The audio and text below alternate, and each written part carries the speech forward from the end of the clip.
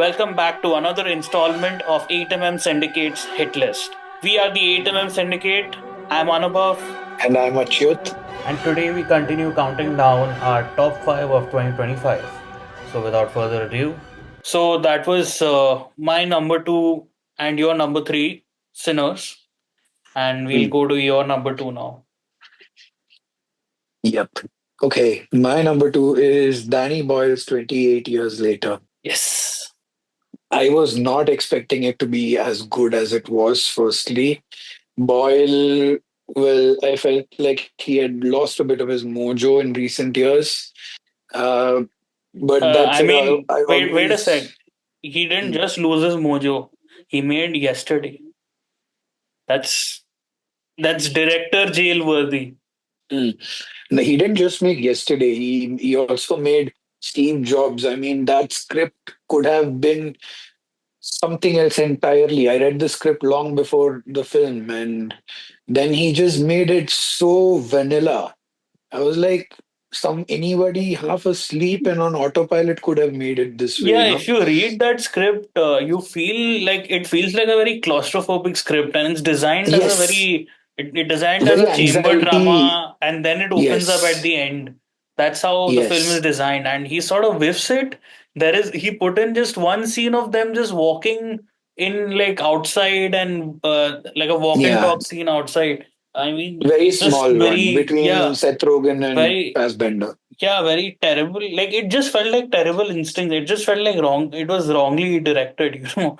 With this in mind, like I was just cautiously optimistic, but I also have to mention that I am a very big fan of some of Boyle's early works. Like 28 Days Later is a bona fide masterpiece.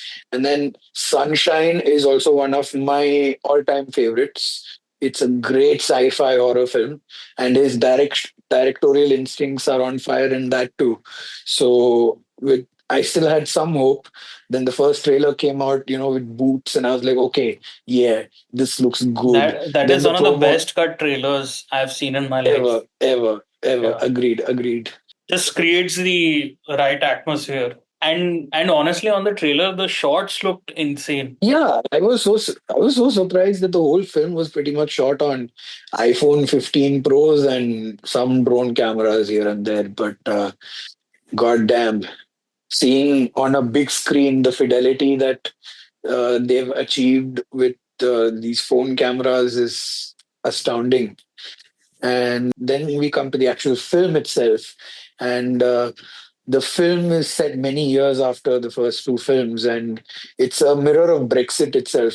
Yeah, Britain is like an isolationist island, basically. And the whole world is now avoiding because the infection exists now only in Britain. So it's very Brexit, and it follows like a young child, someone who's born with this new reality, and how the world, and he's learning about the world without any prior knowledge, and he's part of a society in a small town.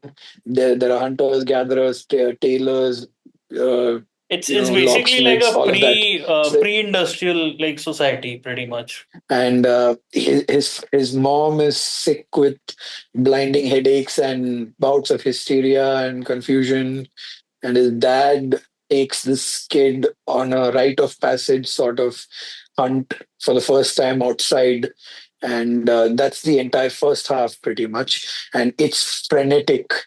It is frenetic. The random cuts, the infrared camera shots that look all red and haunting that are used just for flashes. No, they're used for like basically the zombies and all. He Like doesn't overdo it. yeah, he doesn't overdo Like it. quick Like cuts, very yeah, quick cuts. there are so many like visual not I wouldn't say visual tricks, but so many interesting camera motifs that he uses and discards. Like like there's this weird bullet time effect, and I Yeah, love the bullet time effect only. The around a zombie as he falls, he's shot and he falls and yeah. stuff like that. Uh, all of that is great, but then the second half is where, okay, the first half, Danny Boyle has proved that yeah, I'm still the director and I'm back to Yeah, life. yeah, no, And then I the liked it in that. it's a coming of age story for this kid, right? And it's through connecting to both his parents, and through Aaron Taylor Johnson, who is his. This kid is amazing, by the way. I forgot his name. Alfie Williams is the kid who plays Spike, and he commands the screen like it's nothing. And yeah, I mean the first half is basically the father teaching the son, and the second half is the mother teaching the son, pretty much. And it's these two distinct halves that make it feel uh Oh, like the yeah like a whole like full meal of a coming of age film. See, the zombie genre of late, even in Walking Dead, in Last of Us, it's usually been about a father trying to protect a kid, but it's always told through the point of view of the father as he's protecting the kid. This is, I think, that rare story that sort of it's like, why do we really care about the father that much when the one who's being like really traumatized and really growing up is the kid? So it takes the I yeah, like that it takes the kid's perspective. uh yeah. yes. And now that you mention it, the film doesn't really shy away from the trauma of facing this reality. It really shows the number that it does on the child when they return and the community's partying and they make him drink and everything, but he's in shock because going out there and seeing this violence, fighting for survival, and seeing all the blood and gore and actually killing someone yourself, it's it's a crash course on not just growing up, but it's a crash course on trauma, and they show all of that. The film sits with it, but then in the second half the film becomes a lot about love. Like this kid wants to just help find a way to help his mom get better, get those headaches gone away, and he hears about this one doctor somewhere far away, and so he leaves with his mom. Yeah, it's also him taking the position of his dad, pretty much. Like, Position of his dad, and also rejecting all that his dad stood for. Pretty much, he sees his dad being unfaithful. So he's more faithful to his mom. That he rejects the dad who aggrandized his son's acts outside. The son just managed to kill one person, but the dad is like, it's oh, he also was like, a yeah, brave exactly. warrior, He's sort of like that. rejecting the He's sort of rejecting all masculinity of suppositions. his Yes, of that the dad projects, pretty yes. much. He's like, Yeah. no, I'm not any of this, and I'm sensitive, and I love my mom. And so he goes out with his mom at the heels of this betrayal and this disillusionment.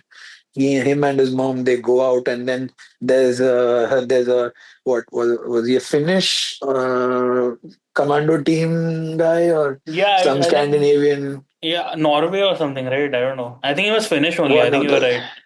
Yeah. yeah. There's this Finnish soldier who ends I up being love that trapped. bit, dude. It was I so funny. No, because it's like it Like really drives the point home that the rest of the world is just carrying on as usual. Like that guy talks yeah, he's about talking about delivery yeah, drivers and delivery, apps and and he shows his girlfriend's face. Yeah, yeah, and this kid without knowing what lip fillers and Botox and all, he's like, what's wrong with her face?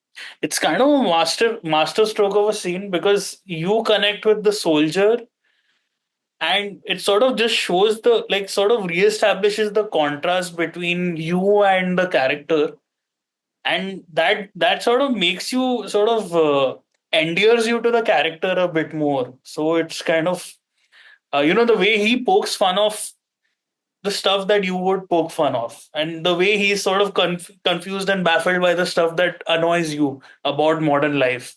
So that way it sort of like it endears you to him. I mean, this is also like a like kind of a fantasy also, the way the villagers are living. It's like without screens, without the noise of social media or news.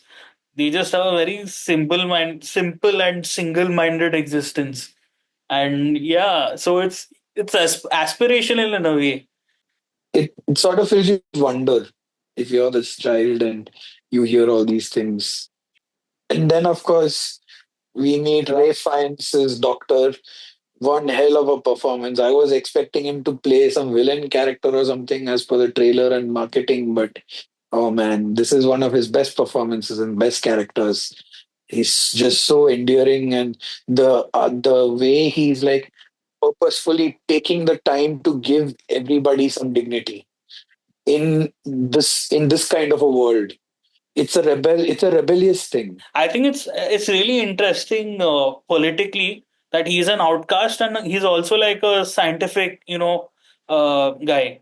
That mirrors the current right wing society that's denouncing science left, right, and center. Yeah, denouncing science. So he's two things basically. He's an outcast, and he's like this rational scientific mind. Both of these things are being rejected by society right now, and he is a combination of both of these things. And he comes to not exactly the rescue, but yeah, to help pretty much, and brings a certain perspective to everything. Absolutely beautiful denouement, if you will, where the score just crescendos and the film lays its biggest lesson to this child who's coming of age that you must love. That's it. You must never not let love in your heart. Yeah, see, when atheists get spiritual, there's nothing like it because uh, some primo shit is gonna come from their mouths. You saw it with Mike Flanagan in Midnight Mass, and here Yeah. also it is basically like an atheistic vision of spirituality, which is and A the humanistic ritual, version of spirituality. yeah, pretty much like sort of divorced from religion and steeped in rationality and emotion. Steeped in reality also, like even the bone temple that he makes, it's a temple, but it's a temple where you painstakingly honor the existence of someone. It's a very deeply human way the film ends its third act before doing a complete 180 and introducing Jimmy. So Yeah. I'm very hyped for the madness that is going to be the Bone Temple, the next film, and especially considering what Danny Boyle said that if the first one is about love, then origins of love, then the second one is about the origins of hate, Hmm. and it's going to be dark if they're really mimicking, the guy that they are inspired by in the It's fashion supposed to sense. be like it's supposed to be a bit like Clockwork Orange, is what Danny Boyle himself said in some interview. So it's Mm, going to be a very different wild film. I mean, I was mm. blindsided by it, and then I was like, okay, so we are doing this. So yeah, all in all, it's a perfect horror film when it's being horror. It's a perfect coming of age film when it's being that, and it's also a perfect, I would say, mirror of the world we live in. So apparently they're waiting to see how the box office of this turns out to greenlight part three, and it's made. But this has already more than made its budget. Yeah, Like it's it's made doubled like its budget. one. Yeah, no, you have to double plus make a bit more. So it had a 60 million budget. I think it might be a little bit. You don't feel like it's a $60 million film though. Feels much That you smaller. don't, yeah, Yeah, I don't yeah, think that you this is don't. the. Yeah, I am not sure this is the budget, but anyways, $60 million Or dollars. maybe the 60 includes marketing budget. Yeah. So anyway, 60 is the budget on Wikipedia and also Hollywood Reporter. It's made Hmm. 146 million so far. So let's see if we get that sequel. I mean we are getting a sequel. Let's see if we get that prequel. The planned final part where Killian Murphy is gonna have a big role. I really want to see the continuing journey of Spike. I mean I he's a think very we will. appealing I protagonist. just think that I think it is going to be about Spike only. Even the second one is going Yeah, to be about Spike, yeah. and by extension, I think the third one will also be about him. Just that now he'll be somewhere around Killian Murphy, I believe.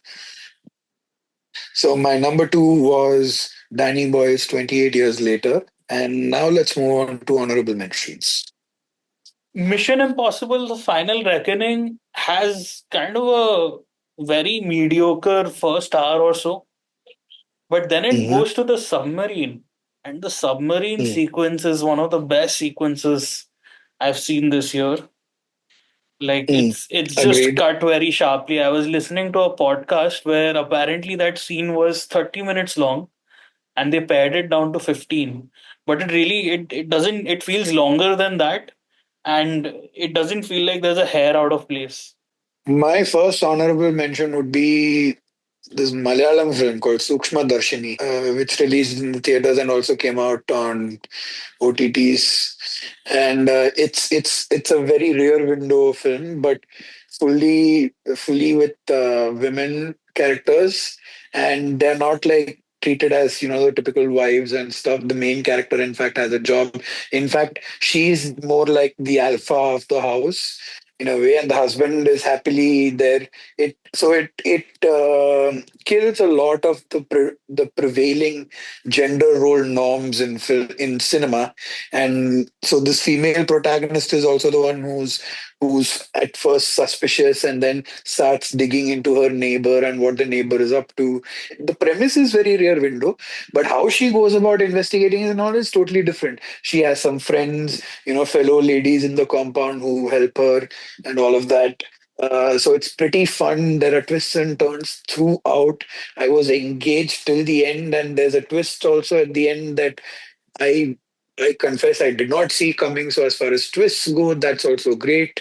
So Sukshma Darshini was one hell of a ride, and I'm so glad that films like these are just being churned out in the Malayalam industry right now. Seed of the Sacred Fig was, I think, one that we should talk about. It's this sort of very suffocating chamber piece that then turns Yeah, into a thriller. It turns into a horror. The changes in its genre are sort of a condition of the milieu it's in. Like it changes because of the political realities that affect the character. That's yeah. how it keeps on Basically, the changing women, genres. Yeah, the women in the household over there, the mother and two daughters, yeah. how reality changes for them and for the other women in such households in Iran. That's a very strong reality that the genre changes captures, and I agree. It's definitely part of an honorable mention list. Here's what we're gonna do. I'm gonna count down to three, and we're gonna see our number one film at the same time.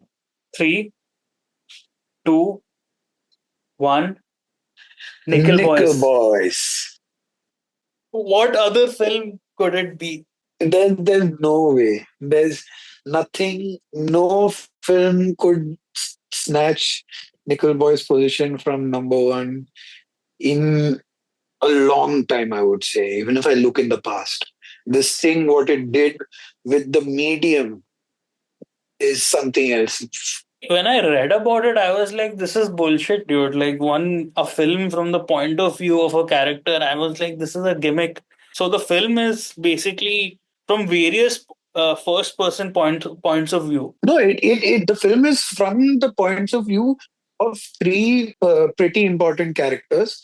We see what they are seeing. So, but clearly, uh, by positioning the camera's POV in terms of the same height and the way you would look down at someone younger or you look up at an elder when you're a child, using all those things and some other cinematography tricks and motifs, the film and the filmmaker, they inform us as to whose POV we are watching. And in a way, we learn this new grammar that the film Yeah, establishes yeah, the through film its teaches first you a person language POV. pretty much. It teaches you a language. That was so amazing. My God. Oh, and now I'm getting more and more animated the more I think about it again. It had been a while.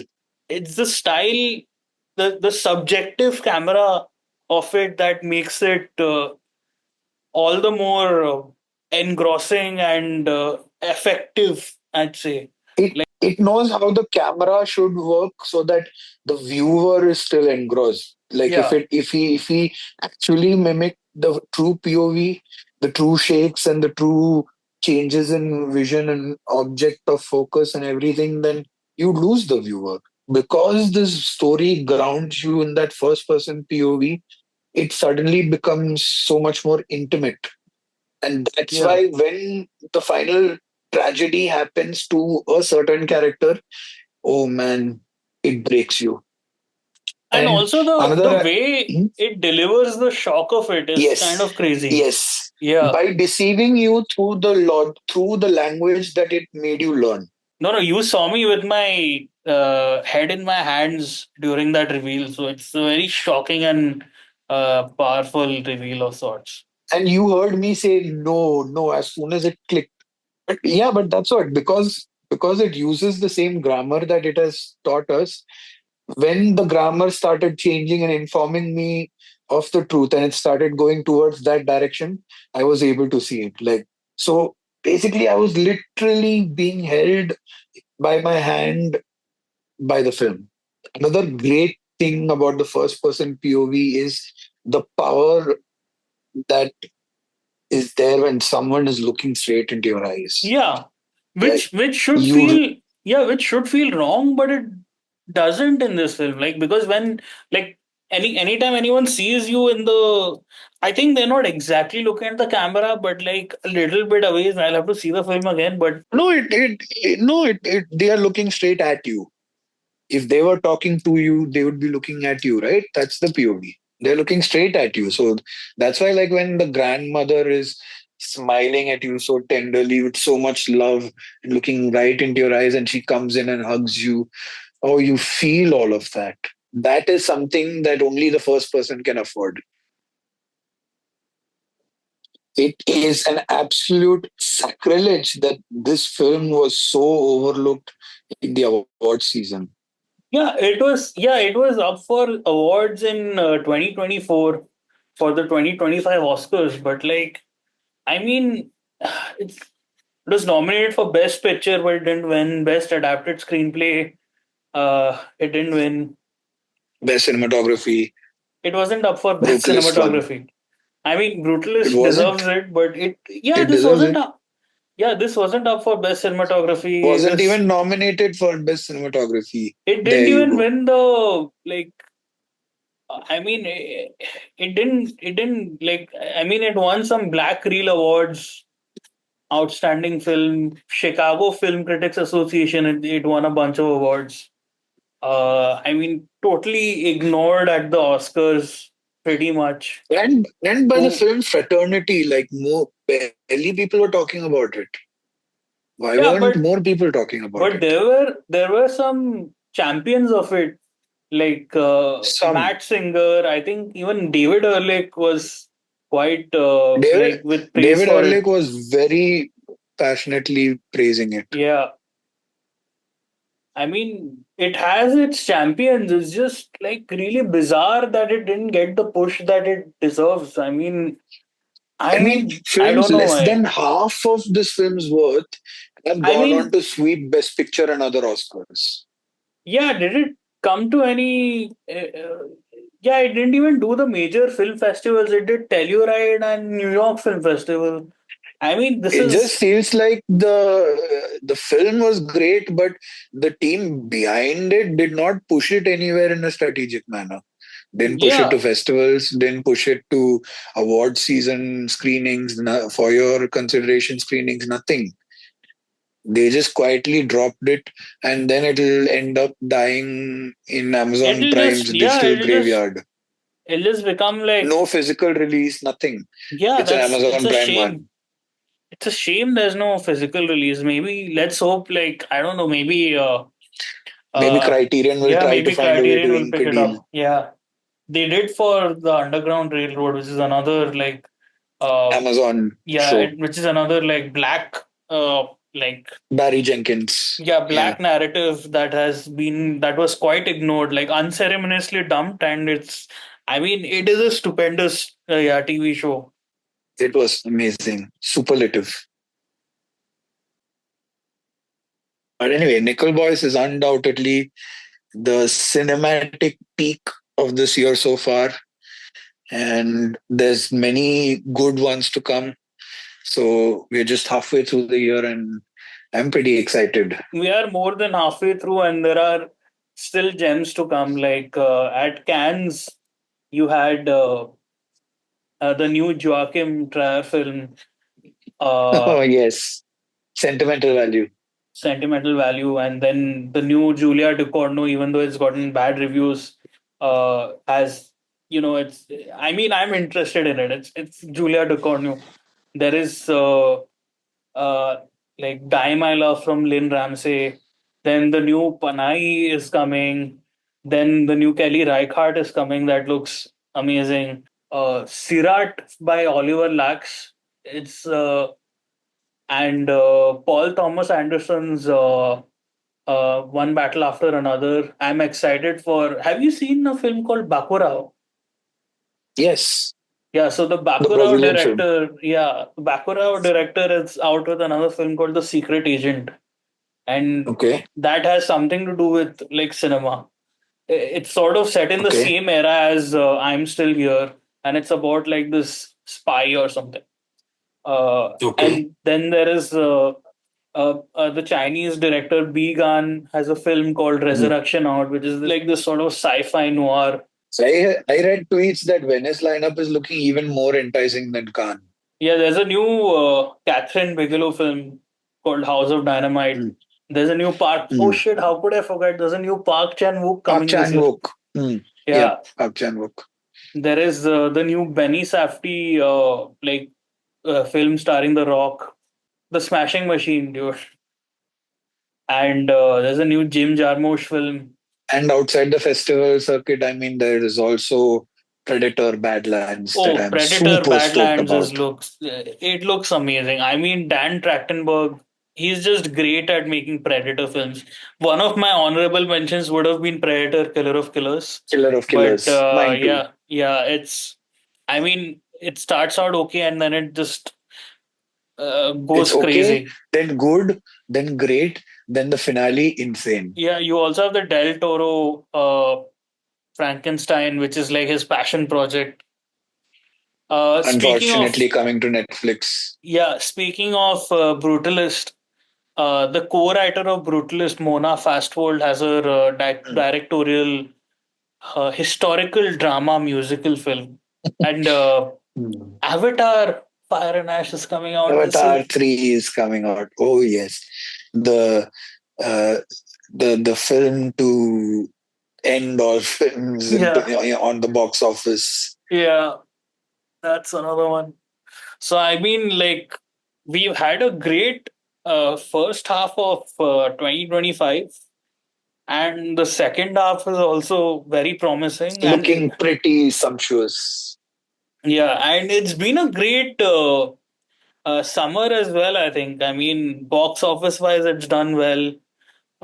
There are a few good films. Oh, I didn't like F1 that much, but Me neither. the consensus is that it's good. So the consensus is good.